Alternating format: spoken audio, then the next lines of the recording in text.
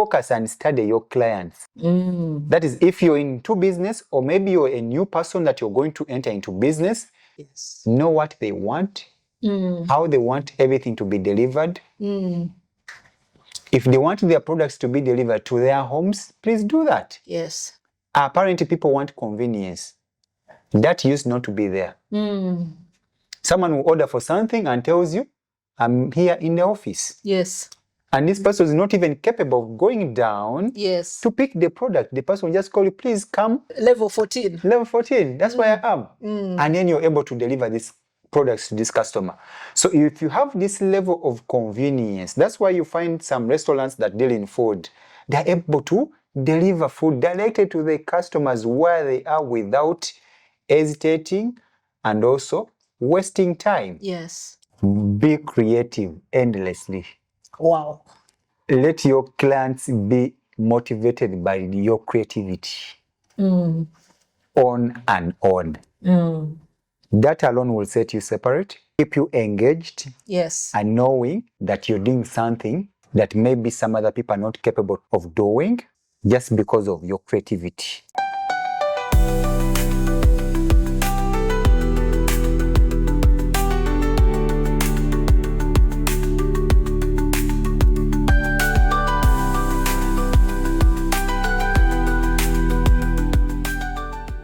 If you're thinking of building a business that will stand the test of time, listen to this and never ever forget it.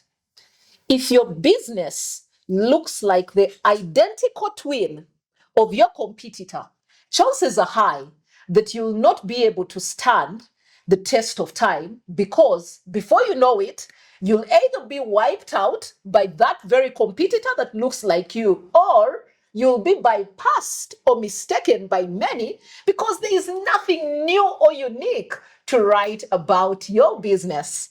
Hey friends, welcome to yet another episode of The Lamp, the Lydia Amuge podcast.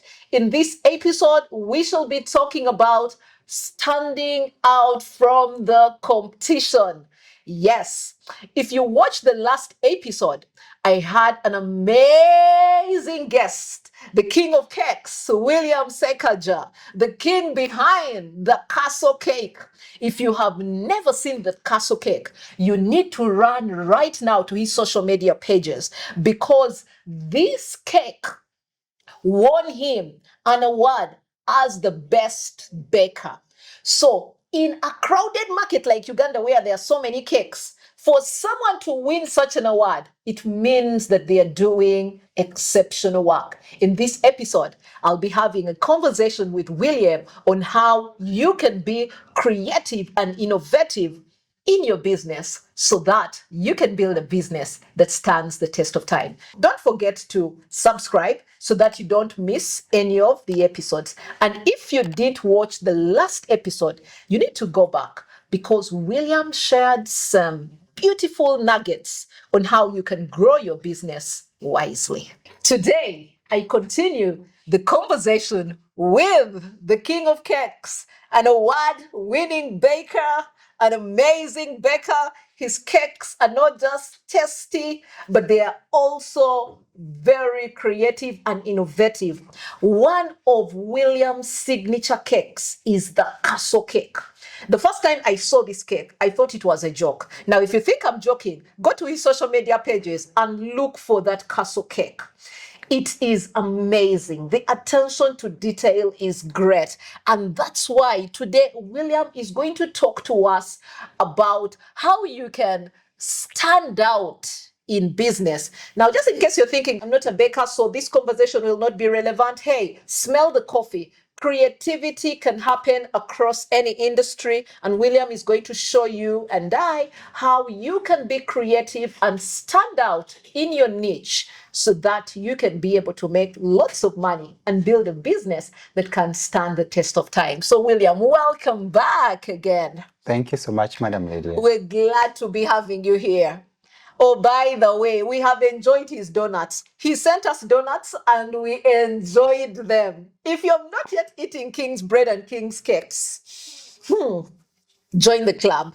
Okay, thank you so much for the donuts that you sent us, William. Thank you so But much. anyway, today we're not talking about donuts. Let's talk about that castle cake. Guys, have you seen that castle cake? William, what inspired such work? It's beautiful, it's amazing. What inspired the castle cake and so many other creative designs? I've seen you've had so many other creative designs, but I want to focus on that castle cake today. Yes. Because it stands out among many, not just among many of your cakes, but among many bakers in Uganda. Yes. No wonder you won an award for it. Yes. Tell us what inspired that cake. Thank you so much for this opportunity again. My name is William Sekajja, the CEO Kings of Cakes, King's Bread, and also Bridge School of Baking and Practical Cookery. So basically, what inspired me so much to come up with the creativity in castle cakes. Personally, I was so much involved in construction and I have complete ideas when it comes to construction. So castle cakes alone come from different stages for you to come up with a design on how the castle cake looks like. So given the fact that someone has an idea about construction, so you look at different stages on how things are done, from the sketch planning of something, the measurements, the dimension, the size, the height, the width, and the weight of the cake. So all those are put into one picture, or they are completely calculated. And way before, one of the clients that really completely engaged me into doing the castle cake was my client called Persis from UK. She wanted a castle cake. And after identifying all the bakers, she came to me and she was like, I need this castle cake to be done the best way, how it looks like. It was our first castle cake that we did, and we completely made it exactly or even exceeding on how this customer wanted this cake to look like. And this is one cake that we did for almost like 2 months back. 2 months to make one cake.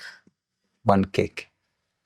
William, some people are not very patient. Take us through that process and why patience is important. Well, completely patience is important, especially when you want to achieve the best of what you want. The castle cake alone took us 2 months, the first castle cake that we did, because we wanted to make sure that everything is done in a right way on how everything has to be. So we made sure we start with the most complicated details on the castle cake, and those were the toppers. So we made sure that the toppers are done in the proportional sizes. They are completely done in numbers, that in case we have some damages, we have something that can replace. But of course, when you're doing toppers, you have to make sure that the calculation of the sizing and the proportion size are completely done in the right way. Because you might do the toppers and they are completely bigger than the size of the cake. Yes. So the dimension and the appearance of the cake completely brings a different picture, just because the calculation was not completely done in the initial stages of designing. The initial stages basically talks about sketch work. Yes. That has to reflect on how your cake has to look like. Designing starts from that stage. Yes. So let alone you go to the stages of getting to know the sizes and dimension that I talked about, the appearance, Yes. the height, Yes. and the general size of the cake. Yes. And then that's when you have to look at the pans that you're going to use. Okay. And then let alone you start by organizing whatever that you're going to use for your designing, your cake salon, and everything. Yes. So when we talk about the 2 months period of designing it, it doesn't completely talks about the baking part of it. Yes.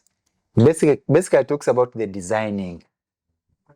And then later on in the other stages, you also look at the stages of designing each portion one by one.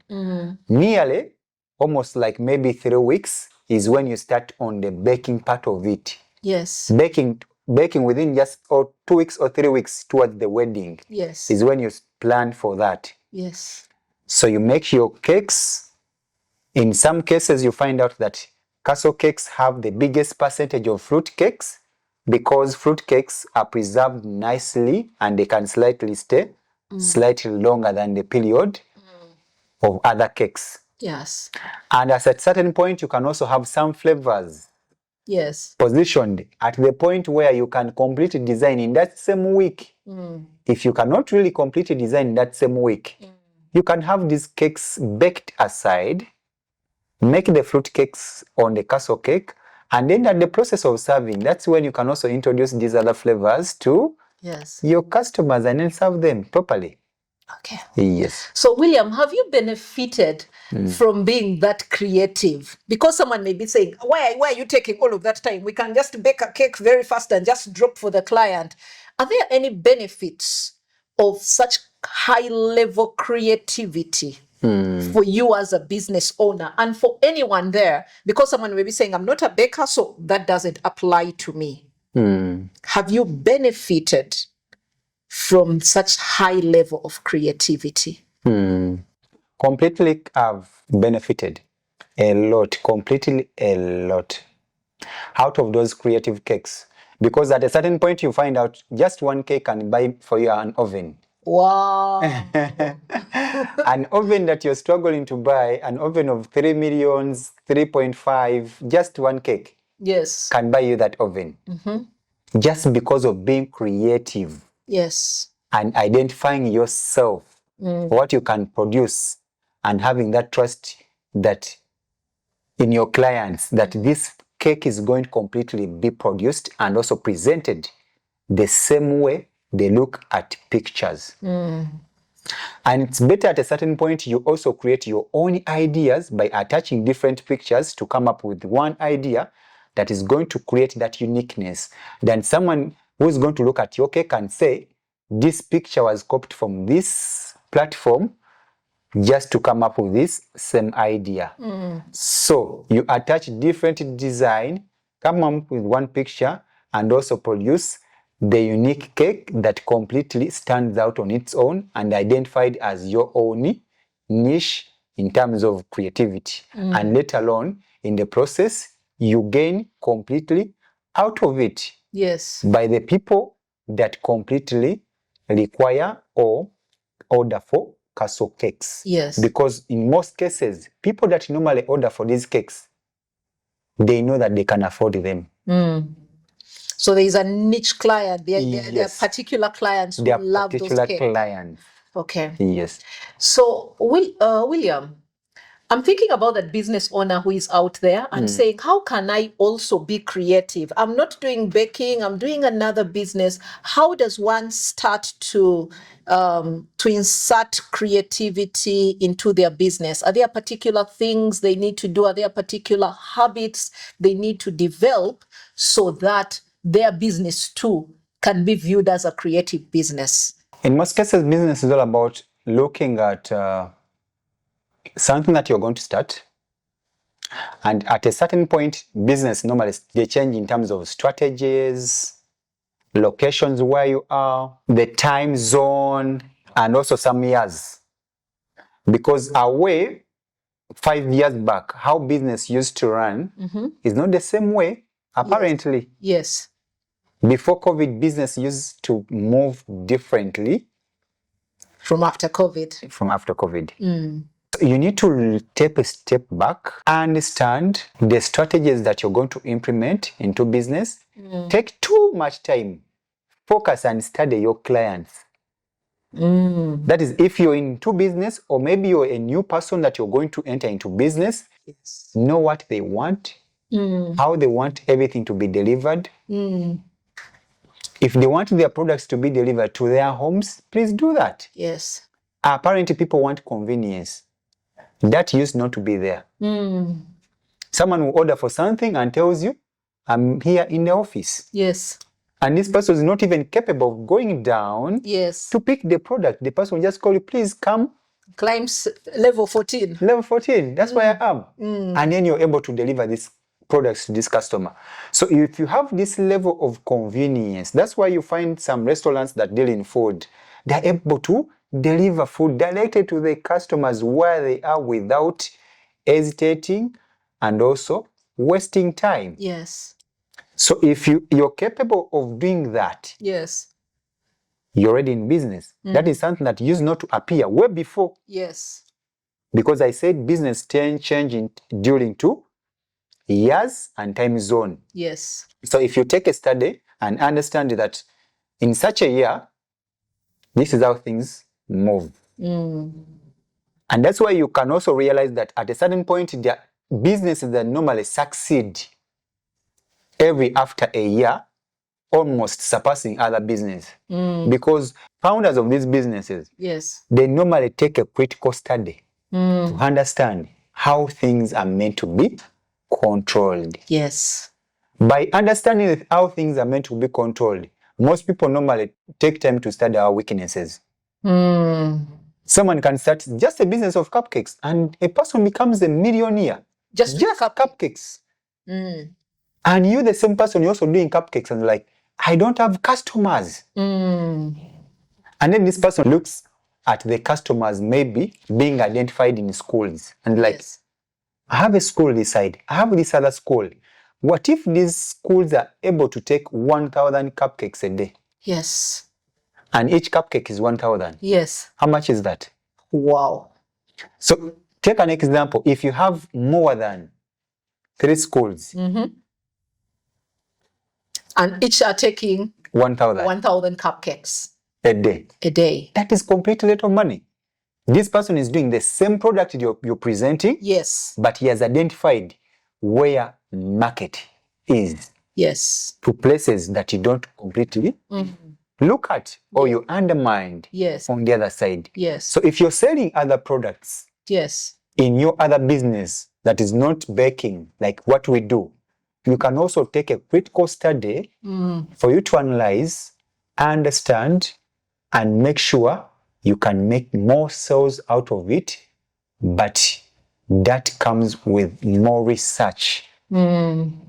Research can be done online. Research can be done with the same people that do the same products that you do. Yes. Research can be done by using different methods for you to make sure you can completely succeed Yes. in business. Wow. So, William, you said that business before COVID and business after COVID was actually different for you.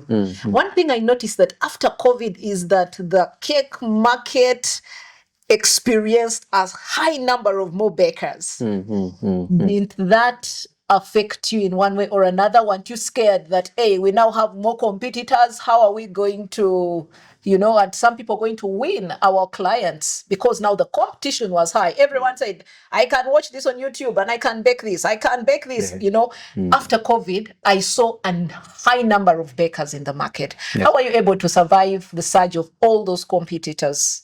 Besides the competition that normally happened in a period of COVID or after COVID, clients also implemented the idea of simplicity.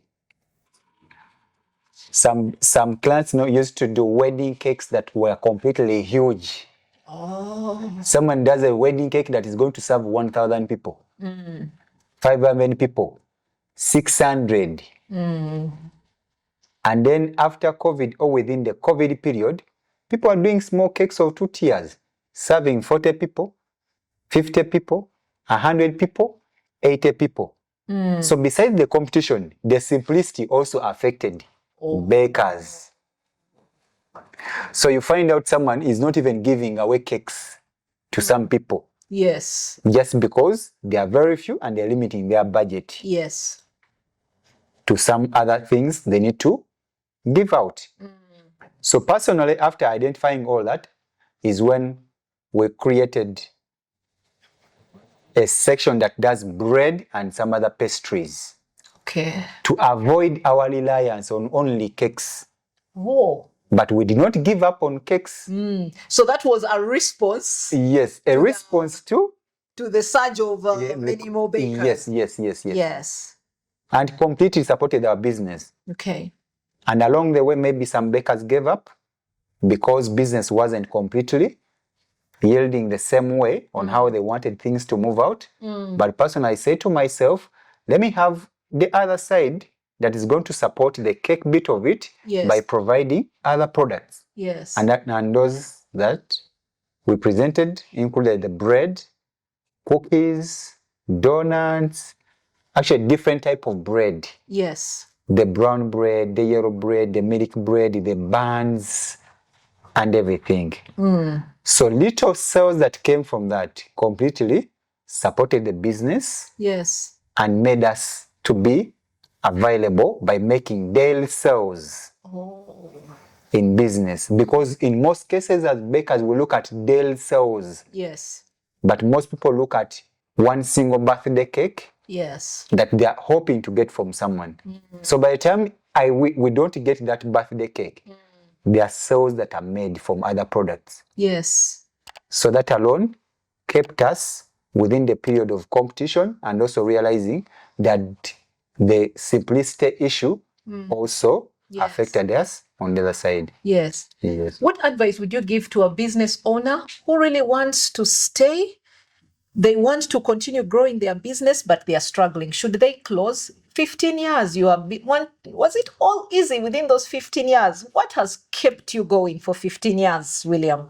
What has personally kept me going for the 15 years I've been in the baking industry is the consistency. Consistency in terms of what we give. And then the other thing is the appreciation from the customers themselves.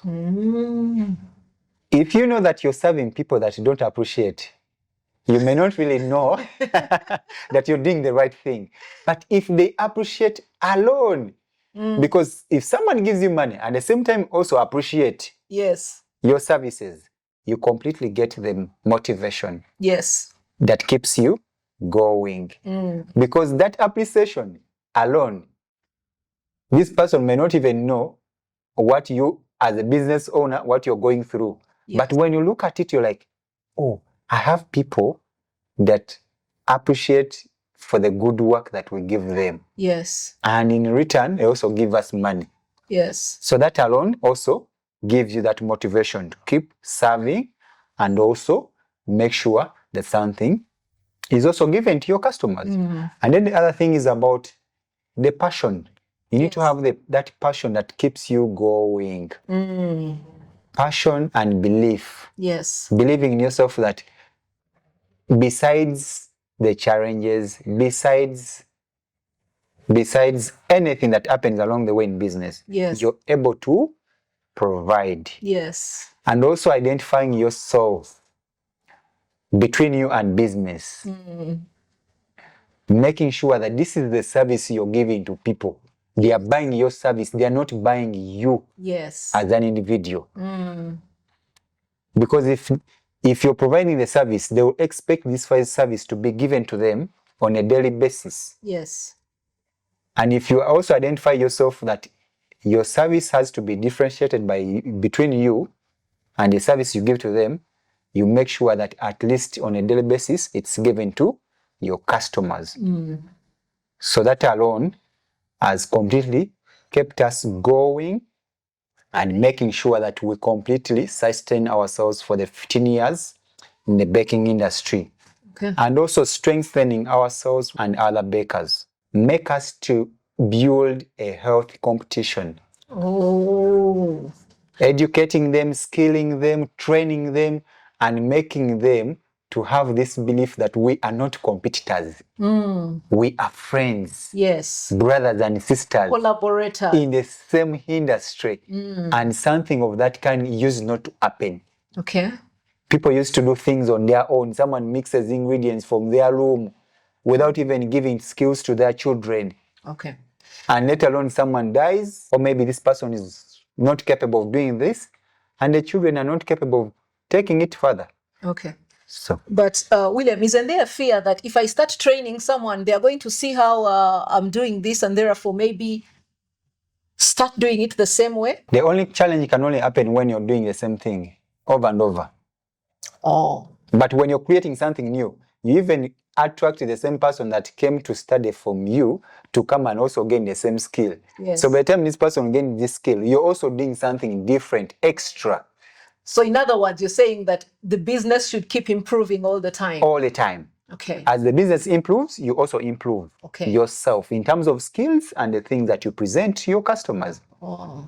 Yes. Okay. You talked about consistency as one of those things that enables you to stand out. How are you able to keep consistent with a big team? Because today you'll come and tell this one, put 3 spoons of sugar. Then because they are hurrying and what, they put 2.5. Then the other one comes, because you see, when you're working with different people, they'll do different things. So how are you able to ensure consistency in your business that therefore causes you to stand out? You need to look at different things that can keep you in consistency in terms of business. Okay.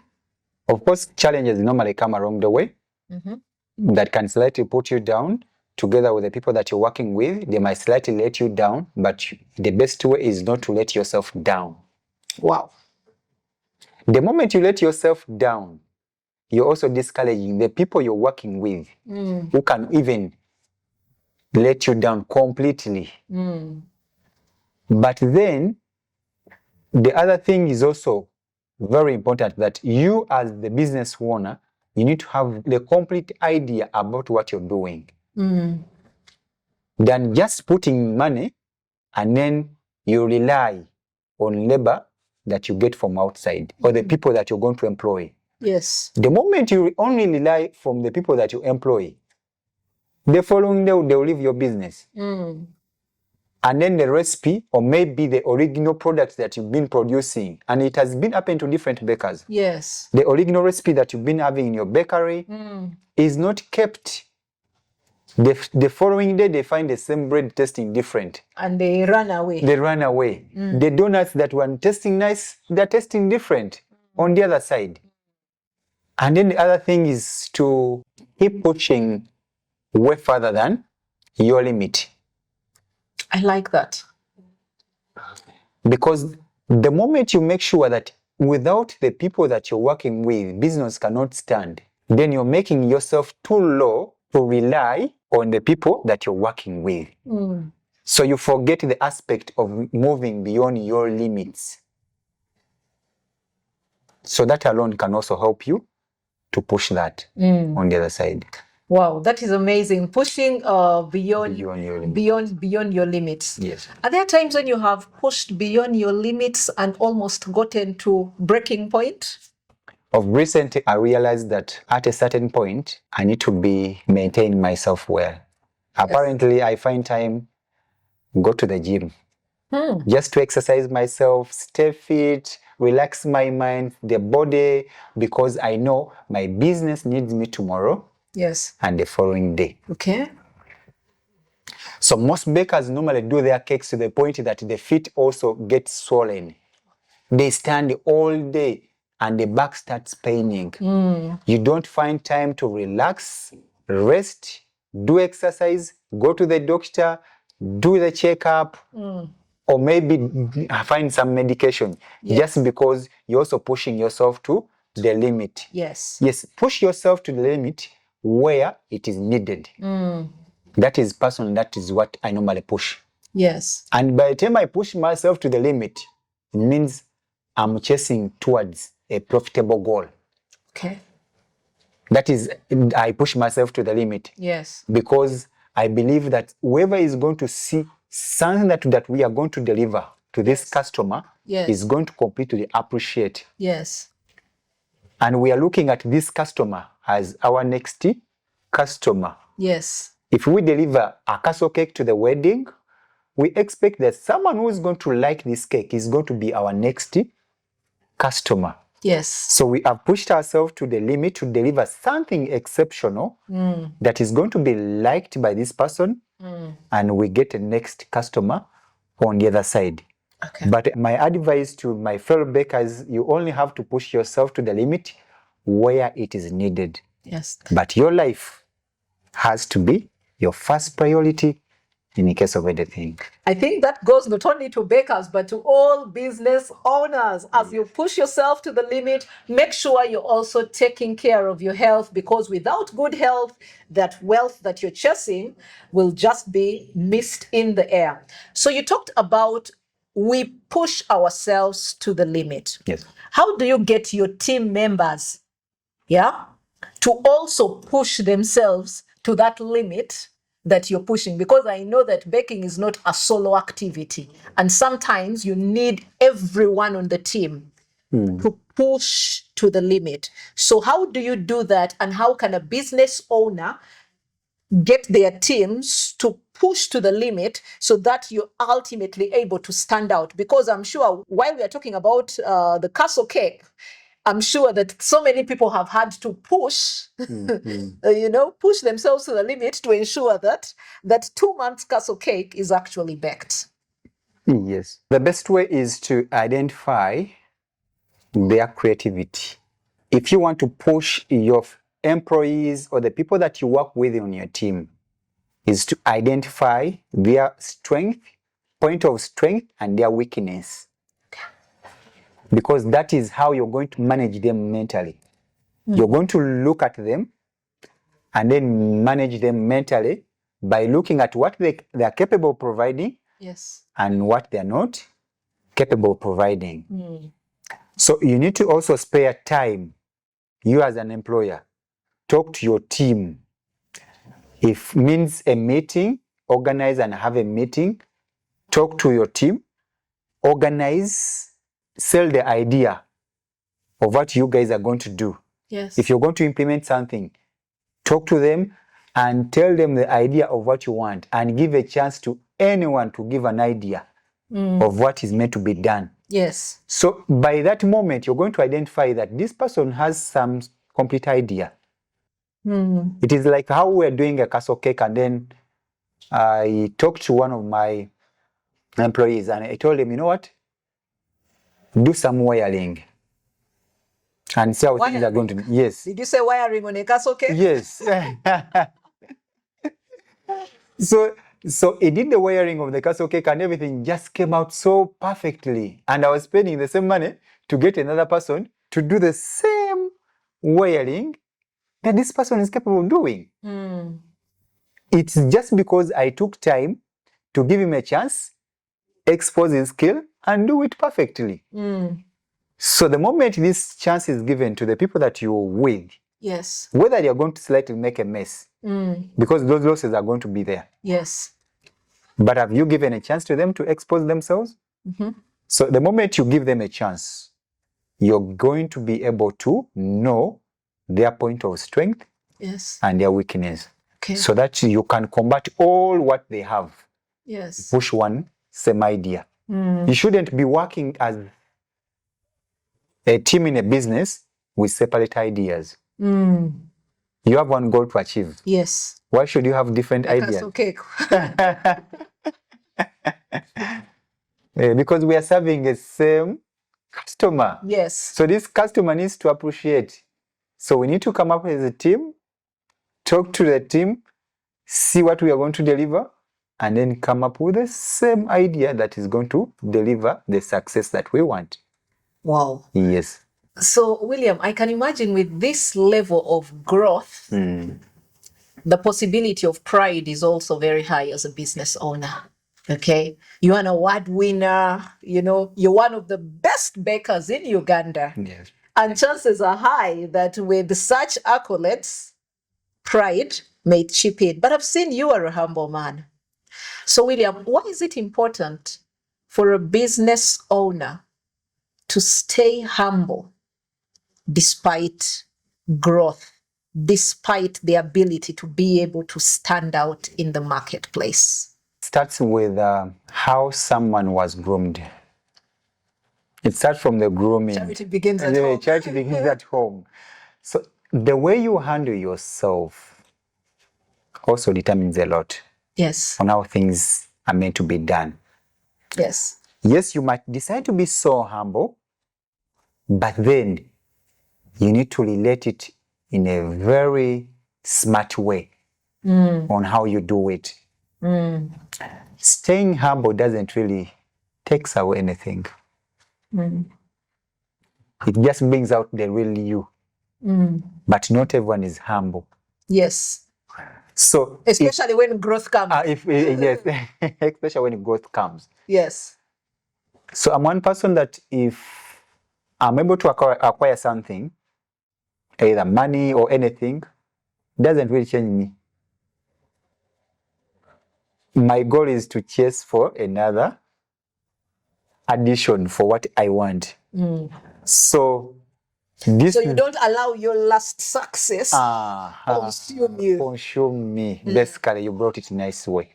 So basically, that is what I normally focus on for myself to stay in such a position. Besides being there for 15 years, serving different clients from government, away from Uganda, rich clients in Uganda, and so many clients. Yes. So succeed, put the success aside, Yes. look for something bigger to do. I love bigger. that. I love that. It keeps you grounded. Keeps me grounded. So what advice, as we come to the end of this podcast, I know there are so many people who have been inspired by this story, and thank you so much for staying with us thus far. William, there are budding bakers there or people who are thinking of starting a business, whether it's baking or any other kind of business. What 3 key principles do they need to hold on to? Would you tell them, you know what, if you hold on to this, you will be able to build for a long period of time. You'll be able to build a business that stands the test of time based on your 15-year experience. Be creative endlessly. Wow. Let your clients be motivated by your creativity. On and on. That alone will set you separate, keep you engaged. Yes. And knowing that you're doing something that maybe some other people are not capable of doing. Yes. Just because of your creativity. Okay. And then the other thing is about discipline. Yes. Yes. Yes. Just that. Just have the discipline in whatever you do, in how you talk to your clients, in how you relate with different people. Let the discipline be displayed. Yes. In whatever you do. Yes. That alone will also keep your business sustained. Yes. For years. Yes. Wow. William talked about discipline in the last episode, and he has talked about discipline in this episode again. My dear viewer, entrepreneur, business owner, it clearly points to the fact that you cannot separate business excellence from discipline. Yes. So just in case you're out there and thinking of building a business, you need to start building that discipline right away. If you tell a client, I'll deliver at this time, do you deliver at that time? If you tell yourself that I need to be at my workplace at 7 o'clock, do you reach there at 9 o'clock and give another excuse? If you tell yourself, I must have done this by this time, do you do it at the time or another time? If you're disciplined in the small aspects, I trust you'll be able to build the discipline to build a big and successful business. So William, before we close, you had mentioned the fact that you now have King's Cakes, King's Bakery, and also Bridge School. I trust that there are people who have been inspired by your story and probably might want to either get the castle cake or become your daily customers for the King's Bread, or probably enroll in the Bridge School. Yes. So could you kindly tell us as we come to the end of this, but before we come to the end of this, make sure you have subscribed and liked so that you don't miss our next episode. William, where can we find you and how can we enroll to the school? Because I'm sure some people might want to enroll so that they can be able to become as good as you are. Bridge School of Baking and Practical Cookery is located in Boyogerere, Chirinya, Okay. along Wassa Road. That is where we are located. Okay. And the bakery is just along Obukasa Road. Okay. On the same road, Chirinya Bukasa, but just on the way. So they are not in the same place? They are not in the same place. Okay. But almost in the same position. Okay. The bakery is just on the way, and then the school, you slope a little bit. That's where the school is. Okay. So the bakery that sells bread has almost all the pastries. Yes. And then the cake and the school is also separated as another section that does that. Okay. So we came up with the name Bridge School of Baking to bridge the gap between those that are yearning to have the skills to gain more skills in the baking industry so that they can be able to serve their customers, do exceptional cakes, desserts, and also cookery. Okay. Along the way. So we are not very far. We are just in Chirinya, Okay. Boyogerere. That's where we are located. And the services that we offer, especially for the school, we offer classes for 2 weeks, classes for 1 month, classes for 2 months, 2 months and a half, 3 months. That's a full training. You're capable of learning how to make bread, cookies, all the desserts, donuts, and also learning the designing aspect of cakes and also baking as well. Okay. Yes. So if you're just like me and you really want to make the castle cake, then you should sign up for the Bridge School of Bakers. Otherwise, thank you so much, William, for the amazing nuggets that you have shared us in this episode. You have definitely found one of the biggest fans of King's bread and cakes here.